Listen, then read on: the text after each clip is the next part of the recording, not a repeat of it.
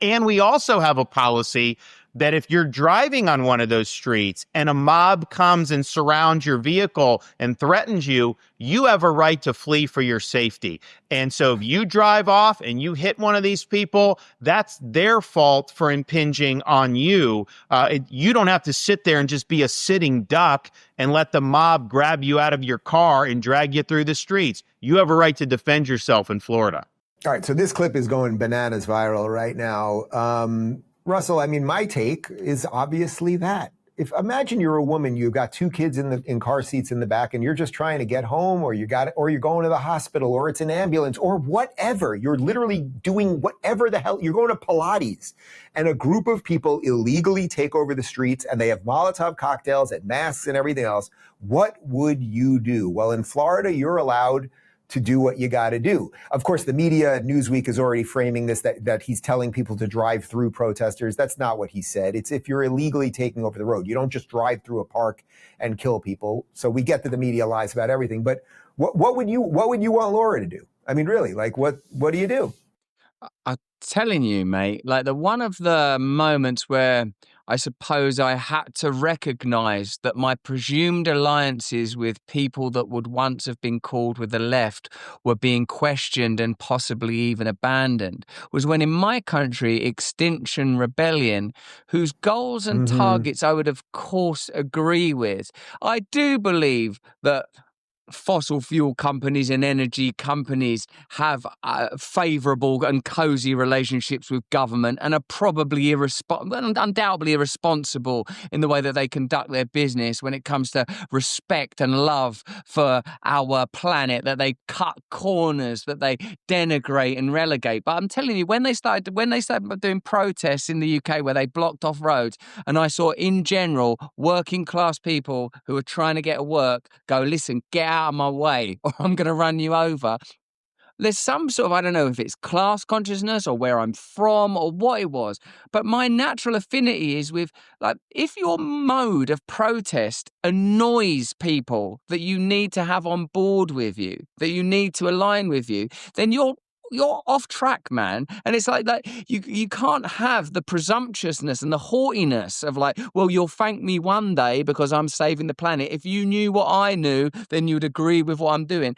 And I'm telling you, like, you know, I suppose it's a conversational device that you're deploying today, and maybe it's part of your more general style, Dave. But like, yeah, if my wife told me there was people and she's felt threatened, I'd say, put your foot down.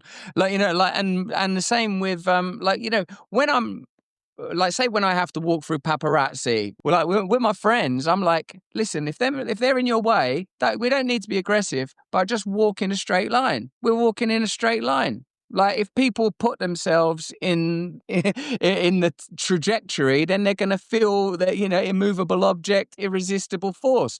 And like, yeah, and if it, like, you bring family into it, then, you know, the issue becomes, do you go, how do you restrain it? There's, like, I think that is an example of common sense governance. But, you know, in our podcast, Dave, where we're going to have to get to is like, where do we take on board, as I recognize you tried to in the example of a woman who may have been living here illegally but's paying taxes and contributing. How are we gonna somehow stop this being endless, recycled, incessant conflict? Well, that's also why it's so dangerous what they've done about lying about Trump for 10 years. Because Trump actually is not the Hitlerian authoritarian that they want him to be. But so they treat him that way. So then the next guy that comes after Trump could be much worse. Because he'll be like, look, Trump was this New York City business guy who didn't really care about the gays. And he actually doesn't really care about abortion. And that's pretty obvious. And like a whole series of other things. He's certainly not like the perfect Christian or anything else. And they're going to go, well, look, they still tried to kill him and jail him and impeach him and blah, blah, blah. So I'm just going to say, F all that and let's roll. So that's also the danger when you just make up the boogeyman out of someone that Trump, if they would have just, it's Trump, man. All you guys have to do is say nice things about him and he'll bend over backwards to accommodate you. So that's why it's so dangerous what they've done. But it was such a perfect example talking to DeSantis yesterday, why I'm so proud to live here.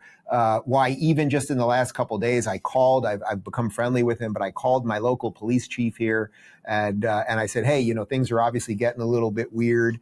Could we get could you guys, because I see the cops around here often and they're doing a great job. I was like, just once or twice a day, could you just drive by? And they immediately put me on the rotation, and I've tried to know all their names. And that gets to the local thing that you're always talking about. Like, get involved with your community, because at the end of the day, everyone's got something that they're pissed about, that they want to take over a road or throw a rock over an overpass. But once you say it's okay, these people, it's pretty, they're dealing with some shit. Once you say it's okay for them, everyone will do it. And then the last thing I'll say is, just imagine if it was the other way, Russell. Imagine if a bunch of people in red hats were throwing rocks over overpasses right now. What do you think they would be saying on MSNBC 13?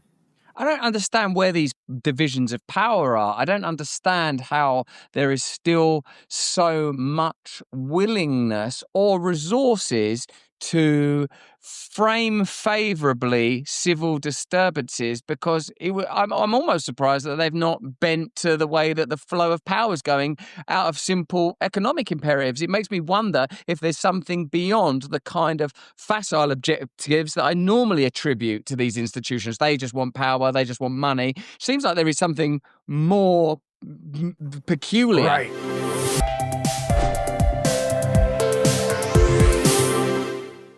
Hey, thanks for watching. If you want to see more uncensored content where free speech can flourish, join our live stream. Click the link right here to watch the next video if you want to, or become a member of a growing movement. Download the Rumble app and you'll be informed every time we make a new piece of content. Stay free.